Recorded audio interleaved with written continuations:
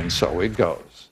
My first guest says it doesn't matter who you tax or what form revenue takes. Taking more money out of the private sector will hurt economic growth. Joining us now, Republican Senator from the great state of Kentucky, Senator Rand Paul. Good to have you with us, Senator. Good evening, Lou. You know, the president says we don't have enough time for tax reform or entitlement reform. You know what my response is? Duh.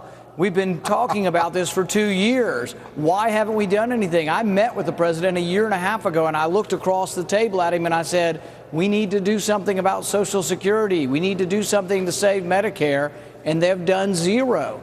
How come there's no committee up here? I get to Washington, I say, who's in charge of Social Security reform? Nobody's in charge. Everybody waits for a deadline and then throws up their hands and says, we don't have enough time. It's broken up here, but because they're not doing their job. Well, not doing their job, and whose job is it amongst the Republicans to start making some sense of the thing? I said, as you may have heard at the outset of this broadcast, clearly, unequivocally, without reserve, this will be the president's decision if the nation is to be taken over the so-called fiscal cliff on January 1st. There is no refutation of that. There is no rebuttal. That is his decision, his conditions, and the Republicans are behaving as if they're equal partners in the madness that would be the result of this decision. Why do they persist in your party to do so?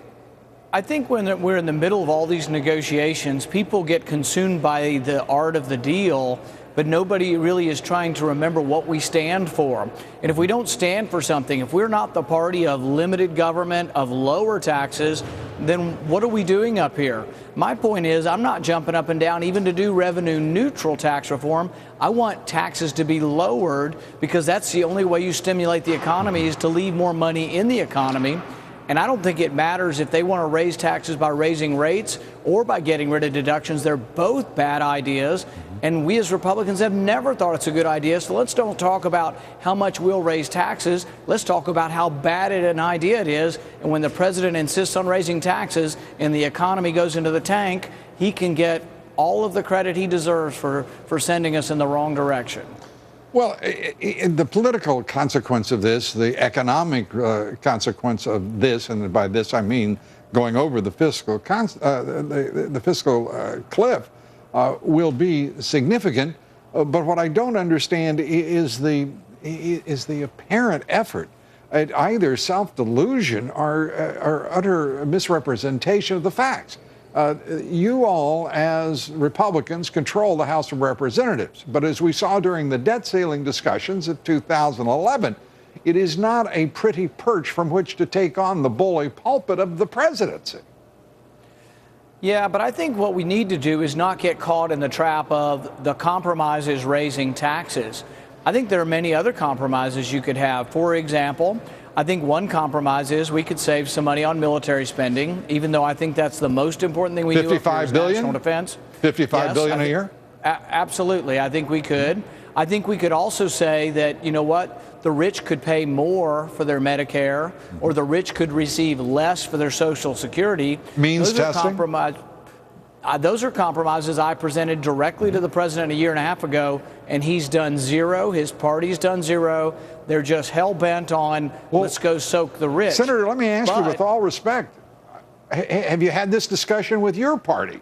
What are they saying? Those are rational and effective ideas. There are some in our party who will accept those. There are some in our party who get caught up too much in that we've got to make a deal now with the president. But see, I think this can be consistent with something the president and the Democrats want. They think the rich people need to pay more of their fair share. What I would say is let's let them receive less benefits because we don't have enough benefits to go around anyway, and let's come to a compromise there. Or let's look at military spending and come to a compromise there. But the media has so dictated that the only compromise is whether to raise taxes a lot, a little, or right in the middle somewhere. But it has to be raising taxes is the only compromise. I don't accept that. I think if we raise taxes, we could send the economy into a tailspin. Well, you know, the choices, as I said, in terms of consequences, whether political or economic, are going to be severe.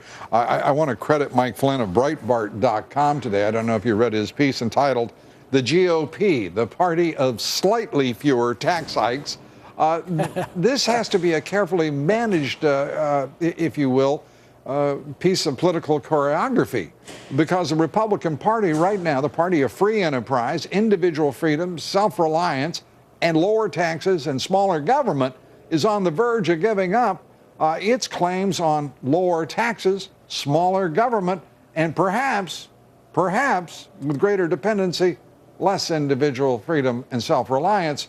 It gives not much for the party to cling to politically.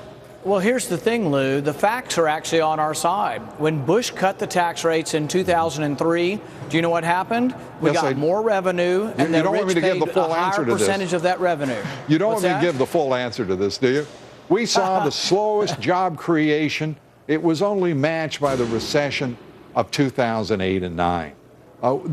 This is such a complicated economy, as you know, I think, as well, or if not better than most of the folks who are responsible for managing the regulation of this economy in Washington.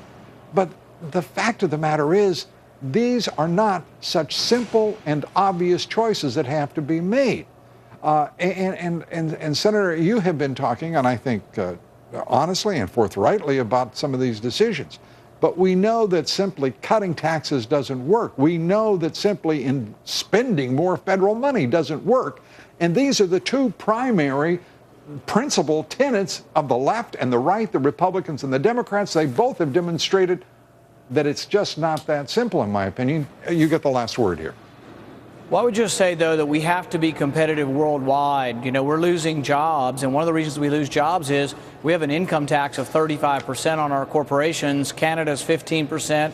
Europe's in the low 20s. So money goes where it's welcome, and money and jobs are flowing to other countries. We will have to change our tax code and make it more hospitable to business.